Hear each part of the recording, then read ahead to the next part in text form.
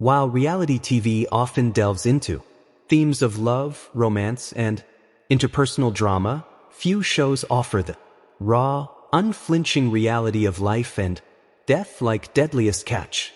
For nearly 2 decades, this gripping series has captivated global audiences with its intense portrayal of commercial crab fishing in the treacherous waters of the Bering Sea.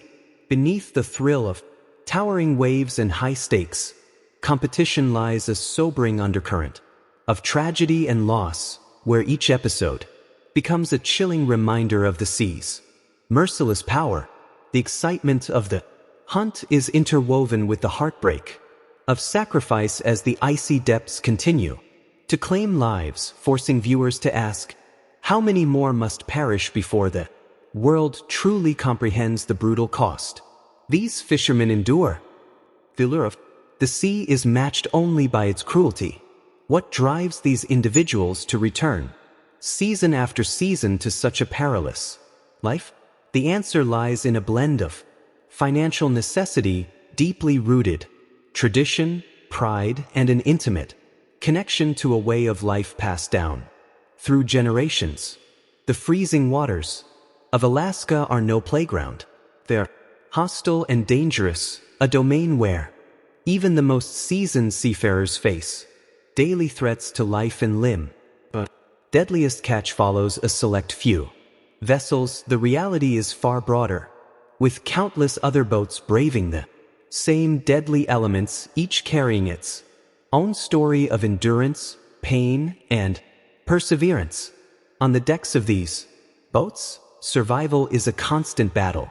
Massive waves crash against the hulls with relentless force.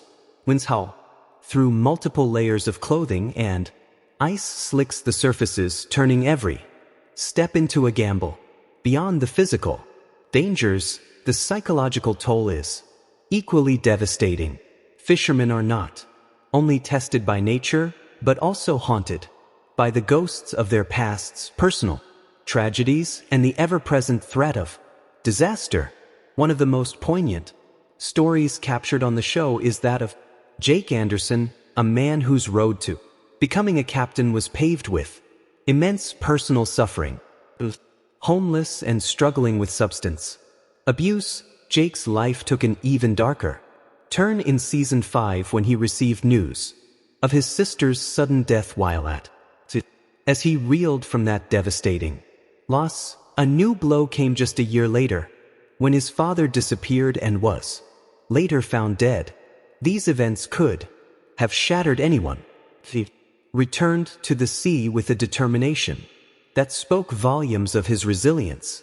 His journey is just one of many that highlight the deeply human element behind the series, pulling back the curtain on the emotional and psychological challenges faced by those drawn to the sea.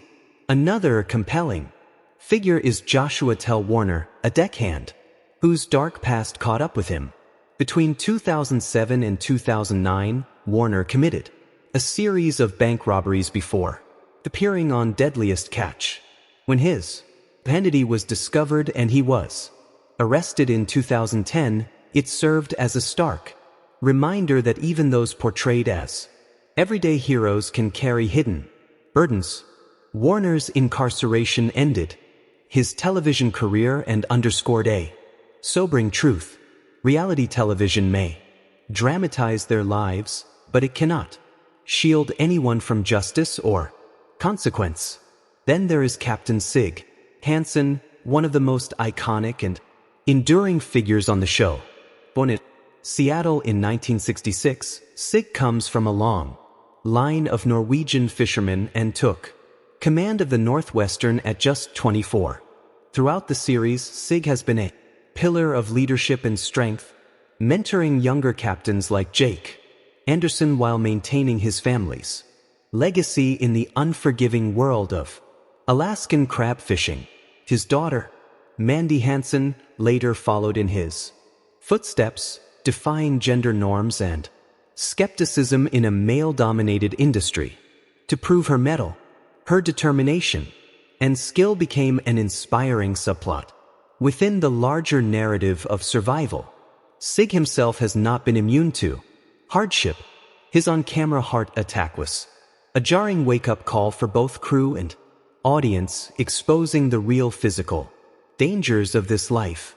His close friendship with Captain Phil Harris added emotional depth to the show, especially when Phil suffered a fatal stroke in Season 6. In a gripping and raw decision, Phil allowed the cameras to keep rolling as he fought for his life, ultimately passing away a few days later. His death left behind not only grieving sons Josh and Jake Harris, but also a stunned audience who had grown to admire his spirit. Josh has since taken up the mantle, captaining the Cornelia Marie and working to uphold his father's legacy through various personal and professional challenges. The contrast has visibly struggled with addiction and legal issues tarnishing his path. His ongoing fight with substance abuse serves as a brutal reflection of the mental health battles many in this industry face. Isolation, long stints at sea, and relentless pressure can drive even the strongest to the edge. The hardships of the fishermen are matched by the equally grueling experiences of the production crew. Camera operators spend weeks aboard the same vessels, enduring freezing temperatures, saltwater corrosion, and the ever-present risk of injury to capture over 30,000 hours of footage each season. While some scenes are enhanced or refilmed for clarity, the inherent danger is never fabricated. What the audience sees is largely genuine, unfiltered, high-risk labor performed by individuals who place their lives on the line for each paycheck. Economic struggles add another layer of tension.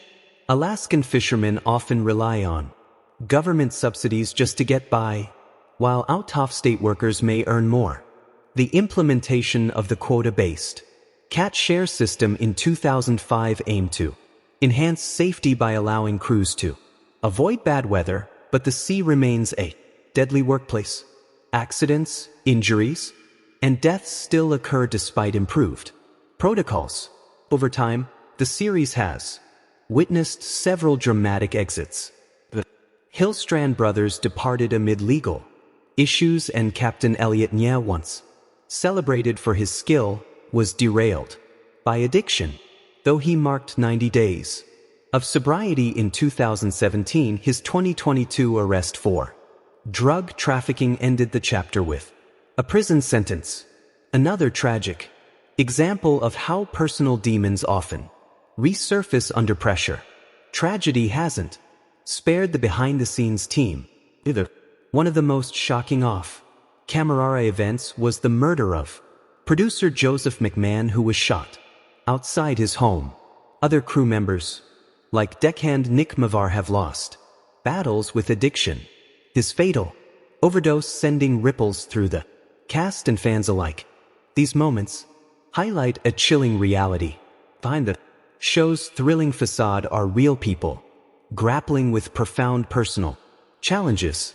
The path to becoming a commercial fisherman might appear straightforward, but true survival demands a lifetime of knowledge, physical endurance, and mental toughness. Many of the featured crew members have grown up on the water, learning from family and experience how to read the sea, weather storms, and operate complex gear under dire conditions. Even veterans like Sig Hansen are not immune to the toll. The 2 heart attacks were not just personal crises, but moments that underscored the harsh reality of this lifestyle. Makes Deadliest Catch so distinct among reality television is its authenticity. Unlike shows built on contrived conflict, it offers real stakes, raw emotion, and unscripted danger. The ocean doesn't accommodate stage drama. It delivers chaos on its own terms. Episode reveals the true grit and courage of those who face this chaos. Hidden. The Bering Sea is not just a location. It is a living, unpredictable antagonist with waves that tower over boats, temperatures that freeze skin, and conditions that push human limits. In this world, teamwork is more than a necessity. It's a lifeline. Safety has improved, but the specter of death still looms. For every captain filmed, there are dozens more operating without the eye of a camera, risking everything to maintain their livelihoods. Many of them face overwhelming economic pressures, where rising costs and declining profits threaten generational legacies. A bad season might mean bankruptcy, the loss of a cherished vessel, or the shattering of family traditions. These stories give Deadliest Catch a profound emotional with the Harris brothers' journey after their father's death, Josh's steadfast leadership, and Jake's heartbreaking descent into addiction provide a powerful glimpse into the emotional burdens carried by those who choose this path. The toll of being away from home for months, missing birthdays and holidays, and navigating strained relationships is immense. The sea becomes a refuge. For others, crucible that accelerates their unraveling. Yet amid all this, stories of strength shine through. Wendy Hansen's success is one such beacon. Facing doubts and systemic bias, she carved out her place through sheer determination and earned the respect of even the toughest skeptics. Her rise is not just a personal victory. It's a symbol of hope for women in maritime industries and a compelling layer within the larger saga of Deadliest Catch. The end, Deadliest Catch, is far more than entertainment. It is a raw, visceral chronicle of human resilience, sacrifice, and survival.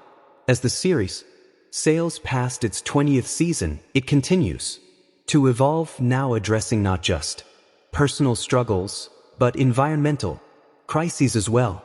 Climate change has transformed the very nature of the sea. Rising temperatures, shifting crab migrations, and dwindling populations have forced crews to adapt or abandon their traditional routes. Entire seasons have been canceled due to conservation efforts, leaving families devastated and viewers confronted with the reality that nature is pushing back.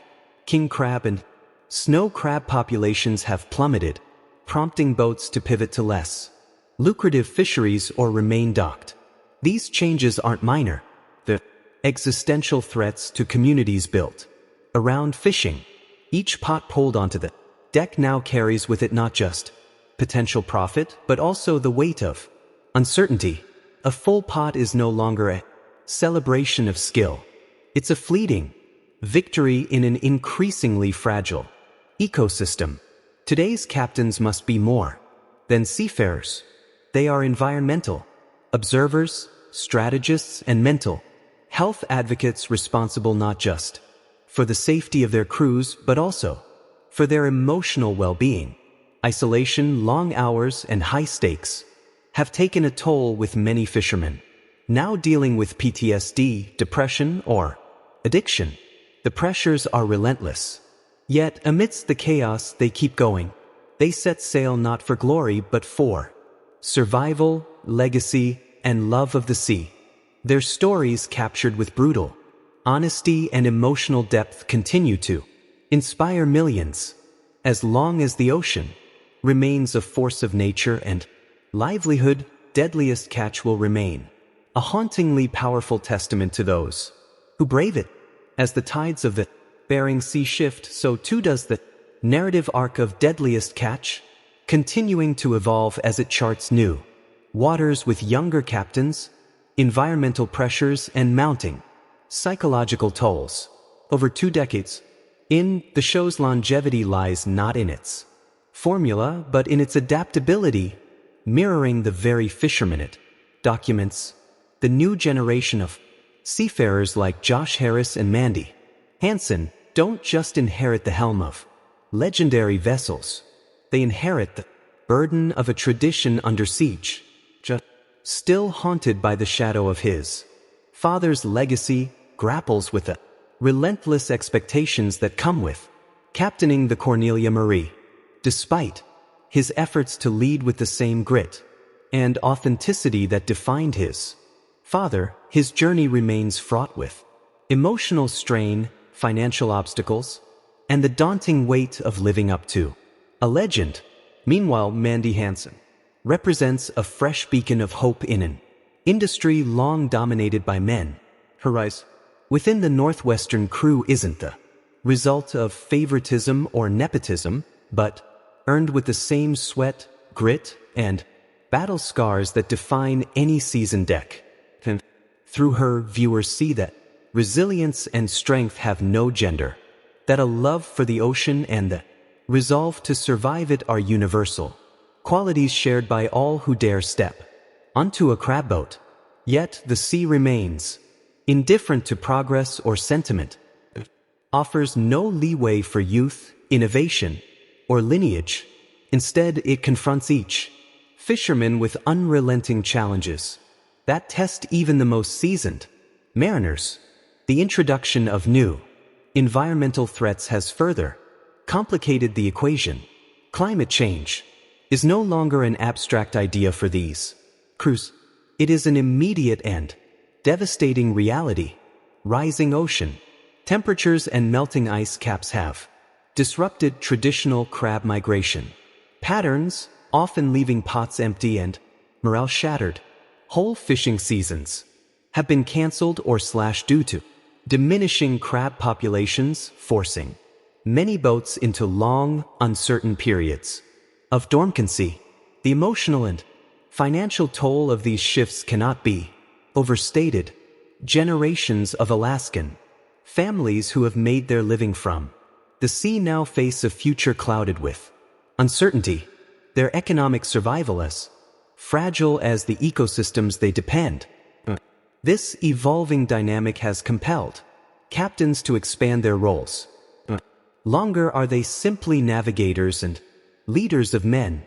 They must now become scientists of sorts, constantly reading the subtle changes in ocean behavior, adjusting routes, altering fishing strategies, and even modifying equipment to adapt to the new environmental rules of the game.